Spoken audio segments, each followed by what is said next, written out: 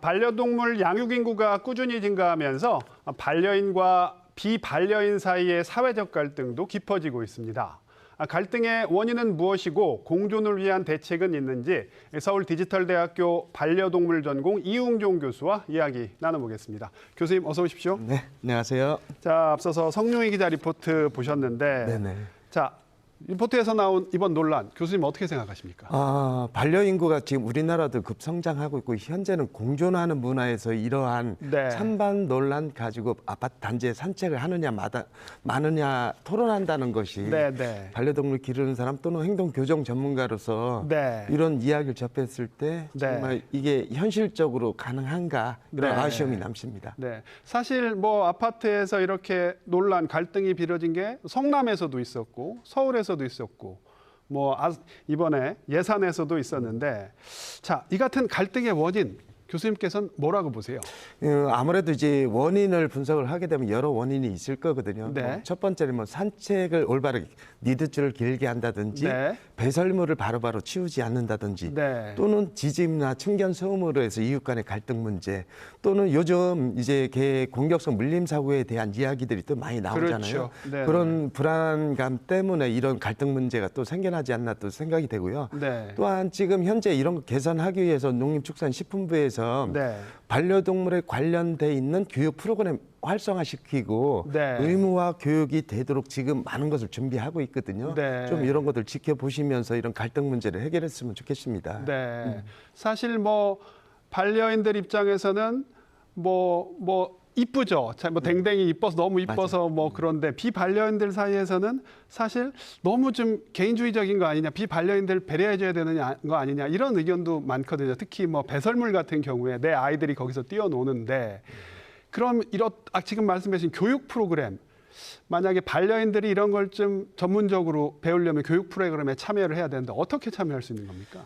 네, 이제 반려동물의 가장 기본적인 것 중에 이제 패티켓이라는 네. 패티켓과 에티켓으로 나눠지고 펫 에티켓이군요. 그렇죠. 예. 반려인 보호자분들은 패티켓을 지킬 수 있도록 노력을 해주시고 비반려인은 반려동물 기르는 사람들이 예절 교육이라 이런 시스템이 전국적으로 잘 홍보가 되고 캠페인이 진행이 되고 네. 또 지자체에서 움직임이 또 굉장히들 많습니다. 네.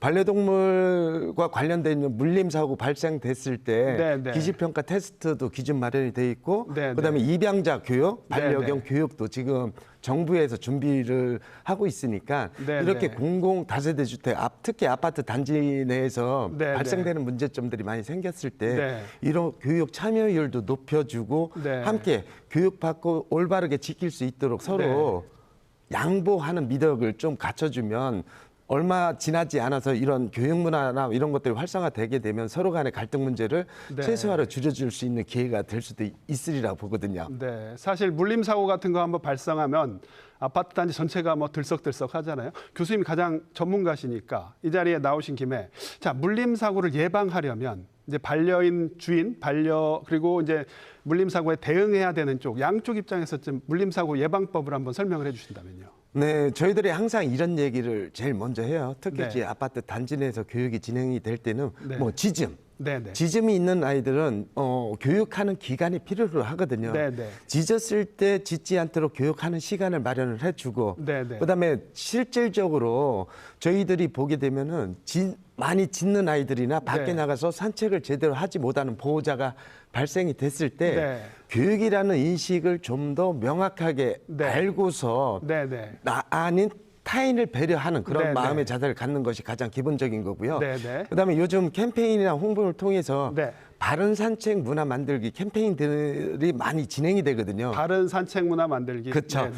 올바르게 산책을 통해서 네. 타인에게 피해가 되지 않고 네. 낯선 사람을 봤을 때 짖지 않고 네. 배설물을 보게 되면 바로 치워주고 네네. 소변을 막히겠으면 깨끗한 물로 헹궈주고 네. 그다음에 타인에게 피해가 될 수 있는 부분들을 최소화 발생되는 걸 줄여주기 위한 보호자 교육 참여 프로그램을 네네. 적극적으로 참여를 해주시면 네. 이웃 간의 갈등 문제 해소되는 것을 네. 확연하게 줄여줄 수가 있고요. 네. 그다음에 가장 저희 전문가로서도 많은 분들에게 이런 이야기들을 굉장히들 많이들 합니다. 네. 모든 개들이 다 짖고 모든 개들이 다 점잖은 건 아니잖아요. 그렇죠.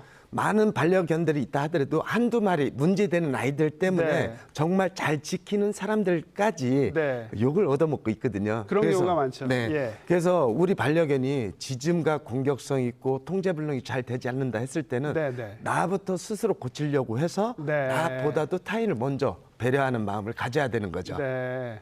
반려견 주인이 먼저 반성할 문제군요, 그거는. 그렇죠. 네. 자, 뭐 반려동물 인구가 1,000만 시대를 넘어서 1,500만 명까지, 뭐 1,500만 시대라고 하는데, 자, 이렇게 반려동물 키우는 가구는 늘고 있는데 반려동물로 인한 갈등은 뭐 오늘 사례도 있지만 좀 줄지 않고 계속해서 늘고 있는 것 같거든요. 네. 아무래도 이제 반려동물 처음 접하시는 분들은 작고 사랑스럽고 이쁘다라고 생각하시는 분들이 그렇죠. 사실 굉장히들 많습니다.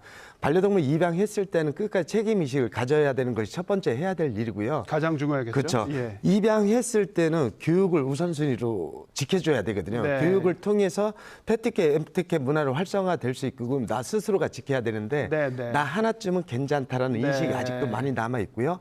그다음에 이제 반려동물 기르시는 분들이 아직도 반려동물 교육 그러면은 많은 비용이 들어가서 부담이 네. 된다. 뭐 경제적 여유도 있을 거고 네. 또는 입양했을 때 좋은 것만 있는 것이 아니라 산책도 많이 시켜줘야 되고 짖음이나 공격성 있으면 교육도 시켜야 되고 네, 네. 아프면 병원도 가야 되고 그렇죠. 해야 될 일들이 굉장히 많거든요. 네. 그래 입양 전 보호자 교육 철저하게 지켜주시고요. 입양하고 나서는 네. 이러한 패티켓에 대한 것을 충분하게 생각을 해주시고 입양해 주시면 예. 이런 갈등 문제 줄이는데 굉장히 큰 역할을 할 것입니다. 반려견이 이쁜 만큼 책임감을 가져야 한다.